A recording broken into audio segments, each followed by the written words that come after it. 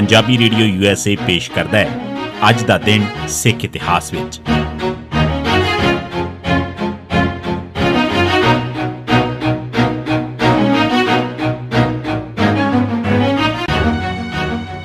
ਸਿੱਖ ਇਤਿਹਾਸ ਦੀਆਂ ਘਟਨਾਵਾਂ 'ਚ 12 ਅਕਤੂਬਰ ਦਾ ਦਿਨ 1664 ਗੁਰੂ ਤੇਗ ਬਹਾਦਰ ਸਾਹਿਬ ਕੀਰਤਪੁਰ ਪੁੱਜੇ। ਬਾਬਾ ਗੁਰਦਿੱਤਾ ਦੀ ਪਤਨੀ ਗੁਰੂ ਹਰਰਾਏ ਸਾਹਿਬ ਜੀ ਦੀ ਮਾਤਾ ਗੁਰੂ ਹਰਕ੍ਰਿਸ਼ਨ ਸਾਹਿਬ ਜੀ ਦੀ ਦਾਦੀ ਤੇ ਗੁਰੂ ਤੇਗ ਬਹਾਦਰ ਸਾਹਿਬ ਦੀ ਭਰਜਾਈ ਮਾਤਾ ਬਸੀ 29 ਸਤੰਬਰ 1664 ਦੇ ਦਿਨ ਕੀਰਤਪੁਰ ਸਾਹਿਬ 'ਚ ਚੜ੍ਹਾਈ ਕਰਕੇ ਸਨ।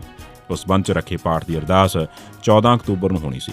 ਇਤਲਾਹ ਮਿਲਦੇ ਗੁਰੂ ਤੇਗ ਬਹਾਦਰ ਸਾਹਿਬ ਭਾਈ ਮੱਖਣ ਸ਼ਾਹ ਲੋਬਾਣਾ, ਦੀਵਾਨ ਦਰਗਾਹ ਮੱਲ ਤੇ ਕੁਝ ਹੋਰ ਦਰਬਾਰੀ ਸਿੱਖਾਂ ਦੇ ਨਾਲ ਉੱਥੇ ਅਰਦਾਸ ਵਿੱਚ ਸ਼ਾਮਲ ਹੋਣ ਲਈ 12 ਅਕਤੂਬਰ 1664 ਦੇ ਦਿਨ ਕੀਰਤਪੁਰ ਸਾਹਿਬ ਪਹੁੰਚੇ। 1700 ਨਿਰਮੋਹਗੜ੍ਹ ਉੱਤੇ ਫੌਜਾਂ ਦਾ ਦੂਜਾ ਹਮਲਾ। 12 ਅਕਤੂਬਰ 1700 ਦੇ ਦਿਨ ਕਈ ਥਾਈਂ ਇਹ ਤਰੀਕ 13 ਅਕਤੂਬਰ ਲਿਖੀ ਵੀ ਮਿਲਦੀ ਹੈ। ਰੁਸਤਮ ਖਾਨ ਤੇ ਉਸਦੇ ਭਰਾ ਨਾਸਰ ਖਾਨ ਅਲੀ ਨੇ ਫੌਜਾਂ ਨੂੰ ਚਾੜ ਲਿਆਂਦਾ। ਉਹਨਾਂ ਨੇ ਆਉਂਦਿਆਂ ਹੀ ਨਿਰਮੋਹਗੜ੍ਹ ਦੀ ਟਿੱਬੀ ਤੇ ਥੋੜ੍ਹੀ ਦੂਰ ਇੱਕ ਹੋਰ ਟਿੱਬੀ, ਸਿਆਹੀ ਟਿੱਬੀ ਤੇ ਮੋਰਚੇ ਕਾਇਮ ਕਰ ਲਏ। ਪਲਾਂ 'ਚ ਹੀ ਨਾਸਰ ਖਾਨ ਨੇ ਗੁਰੂ ਜੀ ਵੱਲ ਤੋਪ ਦਾ ਗੋਲਾ ਮਾਰਿਆ। ਉਸ ਗੋਲੇ ਨਾਲ ਗੁਰੂ ਜੀ ਦਾ ਚੌਰਬਰਦਾਰ ਭਾਈ ਰਾਮ ਸਿੰਘ ਕਸ਼ਮੀਰੀ ਸ਼ਹੀਦੀ ਪਾ ਗਿਆ। ਗੁਰੂ ਸਾਹਿਬ ਨੇ ਉਸੇ ਵੇਲੇ ਸ਼ਿਸ਼ਤ ਬੰਨ੍ਹ ਕੇ ਐਸਾ ਤੀਰ ਮਾਰਿਆ ਕਿ ਰੁਸਤਮ ਖਾਨ ਥਾਂ ਤੇ ਹੀ ਮਾਰਿਆ ਗਿਆ। ਇਸ ਮਗਰੋਂ ਭਾਈ ਉਦੇ ਸਿੰਘ ਦੇ ਤੀਰ ਨਾਲ ਨਾਸਰ ਖਾਨ ਵੀ ਮਾਰਿਆ ਗਿਆ। ਦੋਹਾਂ ਭਰਾਵਾਂ ਦੇ ਮਰਨ ਮਗਰੋਂ ਵੀ ਮੁਗਲ ਫੌਜਾਂ ਪਿੱਛੇ ਨਾ ਹਟੀਆਂ ਤੇ ਆਮੋ ਸਾਹਮਣੇ ਲੜਾਈ ਹੋਈ। ਸ਼ਾਮ ਤੱਕ ਜ਼ਬਰਦਸਤ ਜੰਗ ਹੁੰਦੀ ਰਹੀ। ਅਖੀਰ ਹੰਭ ਕੇ ਮੁਗਲ ਫੌਜਾਂ ਸਰਹੰਦ ਨੂੰ ਵਾਪਸ ਮੁੜ ਗਈਆਂ। ਇਸ ਲੜਾਈ 'ਚ ਭਾਈ ਰਾਮ ਸਿੰਘ, ਭਾਈ ਹਿੰਮਤ ਸਿੰਘ ਤੇ ਭਾਈ ਮੇਹਰ ਸਿੰਘ ਸ਼ਹੀਦੀਆਂ ਪਾ ਗਏ। 1920 ਅਕਾਲ ਤਖ਼ਤ ਸਾਹਿਬ ਉੱਤੇ ਸਿੱਖਾਂ ਦਾ ਕਬਜ਼ਾ। ਅਕਾਲ ਤਖ਼ਤ ਸਾਹਿਬ ਦੇ ਜਥੇਦਾਰ ਦੇ ਅਹੁਦੇ ਦਾ ਸੱਚੋ ਸੱਚ।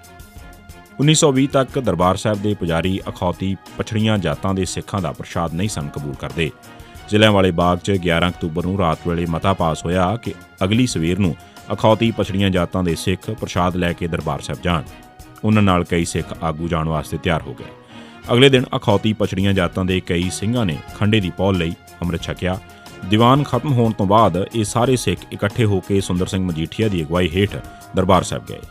ਜਿਹਾ ਕਿ ਉਮੀਦ ਸੀ, ਪੁਜਾਰੀਆਂ ਨੇ ਪ੍ਰਸ਼ਾਦ ਕਬੂਲ ਨਾ ਕੀਤਾ। ਪ੍ਰੋਫੈਸਰ ਹਰਕ੍ਰਿਸ਼ਨ ਸਿੰਘ ਬਾਵਾ ਨੇ ਗਲ 'ਚ ਪੱਲਾ ਪਾ ਕੇ 3 ਵਾਰ ਪੁਜਾਰੀਆਂ ਨੂੰ ਅਰਜ਼ ਕੀਤੀ ਕਿ ਉਹ ਪ੍ਰਸ਼ਾਦ ਕਬੂਲ ਕਰ ਲੈਣ, ਪਰ ਪੁਜਾਰੀਆਂ ਨੇ ਨੰਨਾ ਹੀ ਫੜੀ ਰੱਖਿਆ। ਇੰਨੇ ਚਿਰ 'ਚ ਜਥੇਦਾਰ ਕਰਤਾਰ ਸਿੰਘ ਝੱਬਰ ਤੇ ਜਥੇਦਾਰ ਤੇਜਾ ਸਿੰਘ ਭੁੱਚਰ ਵੀ ਪੁੱਜ ਗਏ। ਹੁਣ ਸੰਗਤ ਦੀ ਗਿਣਤੀ ਬਹੁਤ ਹੋ ਚੁੱਕੀ ਸੀ। ਅਖੀਰ ਫੈਸਲਾ ਹੋਇਆ ਕਿ ਗੁਰੂ ਗ੍ਰੰਥ ਸਾਹਿਬ ਦਾ ਵਾਕ ਲਿਆ ਜਾਵੇ। ਗੁਰੂ ਗ੍ਰੰਥ ਸਾਹਿਬ ਦਾ ਹੁਕਮ ਸੀ, ਨਿਰਗੁਣਿਆਂ ਨੂੰ ਆਪੇ ਬਖਸ਼ ਲਏ, ਭਾਈ ਸਤਿਗੁਰ ਕੀ ਸੇਵਾ ਲਾਏ। ਸਤਿਗੁਰ ਕੀ ਸੇਵਾ ਉੱਤਮ ਹੈ, ਭਾਈ ਰਾਮ ਨਾਮ ਚਿਤ ਲਾਏ। ਗੁਰੂ ਗ੍ਰੰਥ ਸਾਹਿਬ ਦਾ ਹੁਕਮ ਸੁਣ ਕੇ ਸੰਗਤ ਵਿਸਮਾਦ 'ਚ ਆ ਗਈ। ਅਖੀਰ ਪੁਜਾਰੀਆਂ ਨੂੰ ਅਰਦਾਸ ਕਰਨੀ ਪਈ ਤੇ ਪ੍ਰਸਾਦ ਵਰਤਾਇਆ ਗਿਆ। ਇਸ ਤੋਂ ਬਾਅਦ ਸੰਗਤ ਅਕਾਲ ਤਖ਼ਤ ਸਾਹਿਬ ਵੱਲ ਗਈ। ਸੰਗਤ ਨੂੰ ਆਉਂਦਿਆਂ ਵੇਖ ਕੇ ਪੁਜਾਰੀ ਤਖ਼ਤ ਨੂੰ ਸੁੰਨਾ ਛੱਡ ਕੇ ਚਲੇ ਗਏ। ਉਹਨਾਂ ਦੇ ਜਾਣ ਮਗਰੋਂ ਸੰਗਤ ਨੇ ਤਖ਼ਤ ਸਾਹਿਬ ਦੀ ਸੇਵਾ ਸੰਭਾਲ ਲਈ। ਅਕਾਲ ਤਖ਼ਤ ਸਾਹਿਬ ਉੱਤੇ ਸਿੱਖ ਆਗੂਆਂ ਦੇ ਲੈਕਚਰ ਹੋਏ। ਬਾਅਦ 'ਚ ਹਾਜ਼ਰ ਸੰਗਤ ਨੇ ਅਕਾਲ ਤਖ਼ਤ ਸਾਹਿਬ ਦੀ ਸੇਵਾ ਸੰਭਾਲ ਵਾਸਤੇ 25 ਸਿੰਘਾਂ ਦਾ ਇੱਕ ਜੱਥਾ ਬਣਾਉਣ ਦਾ ਫੈਸਲਾ ਕੀਤਾ। 1923 ਸ਼੍ਰੋਮਣੀ ਕਮੇਟੀ ਤੇ ਸ਼੍ਰੋਮਣੀ ਅਕਾਲੀ ਦਲ ਗੈਰ ਕਾਨੂੰਨੀ ਕਰਾਰ ਦਿੱਤੇ ਗਏ। 12 ਅਕਤੂਬਰ 1923 ਦੇ ਦਿਨ 23,772 ਨੰਬਰ ਚਿੱਠੀ ਜਾਰੀ ਕਰਕੇ ਸਰਕਾਰ ਨੇ ਸ਼੍ਰੋਮਣੀ ਅਕਾਲੀ ਦਲ ਤੇ ਅਕਾਲੀ ਜਥੇ ਅਤੇ ਸ਼੍ਰੋਮਣੀ ਗੁਰਦੁਆਰਾ ਪ੍ਰਬੰਧਕ ਕਮੇਟੀ ਤੇ ਲੋਕਲ ਗੁਰਦੁਆਰਾ ਕਮੇਟੀ ਨੂੰ ਗੈਰ ਕਾਨੂੰਨੀ ਕਰਾਰ ਦੇਣ ਨਾਲ ਉਸ ਰਾਤ ਤੇ ਅਗਲੇ ਦਿਨ ਅਕਾਲੀ ਦਲ ਤੇ ਸ਼੍ਰੋਮਣੀ ਕਮੇਟੀ ਦੇ ਆਗੂਆਂ ਨੂੰ ਦਫਾਵਾਂ 120B, 121A, 124A, 17A ਤੇ 17B ਹੇਠ ਗ੍ਰਿਫਤਾਰ ਕਰ ਲਿਆ। ਪਹਿਲੇ ਦਿਨ 59 ਆਗੂ ਗ੍ਰਿਫਤਾਰ ਕੀਤੇ ਗਏ। ਇਨ੍ਹਾਂ 'ਚ ਸ਼੍ਰੋਮਣੀ ਗੁਰਦੁਆਰਾ ਪ੍ਰਬੰਧਕ ਕਮੇਟੀ ਦੀ ਤਕਰੀਬਨ ਸਾਰੀ ਦੀ ਸਾਰੀ ਐਗਜ਼ੈਕਟਿਵ ਸ਼ਾਮਲ ਸੀ। 1984 ਅੰਮ੍ਰਿਤਸਰ ਸਰੋਵਰ ਦੀ ਕਾਰ ਸੇਵਾ ਸ਼ੁਰੂ। ਦਰਬਾਰ ਸਾਹਿਬ ਵਿੱਚੋਂ ਭਾਰਤੀ ਫੌਜ ਦੇ ਜਾਣ ਮਗਰੋਂ 12 ਅਕਤੂਬਰ 1984 ਨੂੰ ਅੰਮ੍ਰਿਤਸਰ ਸਰੋਵਰ ਦੀ ਕਾਰ ਸੇਵਾ ਸ਼ੁਰੂ ਹੋਈ। ਇਸ ਕਾਰ ਸੇਵਾ 'ਚ ਹਜ਼ਾਰਾਂ ਸਿੱਖਾਂ ਨੇ ਹਿੱਸਾ ਲਿਆ। ਕਾਰ ਸੇਵਾ 'ਚ ਹਿੱਸਾ ਪਾਉਣ ਅਤੇ ਅਕਾਲ ਤਖ਼ਤ ਸਾਹਿਬ ਤੇ ਦਰਬਾਰ ਸਾਹਿਬ ਦੇ ਹਾਲਾਤ ਵੇਖਣ ਵਾਲਿਆਂ 'ਚ ਹੋਰਨਾਂ ਤੋਂ ਇਲਾਵਾ ਇੰਦਰਾ ਗਾਂਧੀ ਦੇ ਸਿਕਿਉਰਿਟੀ ਸਟਾਫ ਦਾ ਸਰਦਾਰ ਬੇਅੰਤ ਸਿੰਘ ਵਾਸੀ ਪਿੰਡ ਮਲੋਆ ਚੰਡੀਗੜ੍ਹ ਵੀ ਸੀ। ਬੇਅੰਤ ਸਿੰਘ ਕੋਈ ਧਾਰਮਿਕ ਸੋਚ ਵਾਲੀ ਜ਼ਿੰਦਗੀ ਜੀਣ ਵਾਲਾ ਸਿੱਖ ਨਹੀਂ ਸੀ, ਪਰ ਭਾਰਤੀ ਫੌਜ ਵੱਲੋਂ ਅਕਾਲ ਤਖ਼ਤ ਸਾਹਿਬ ਤੇ ਦਰਬਾਰ ਸਾਹਿਬ ਦੀ ਕੀਤੀ ਤਬਾਹੀ ਤੇ ਬੇਹੁਰਮਤੀ ਵੇਖ ਕੇ ਉਹ ਵੀ ਫੁੱਟ-ਫੁੱਟ ਕੇ ਰੋ ਪਿਆ।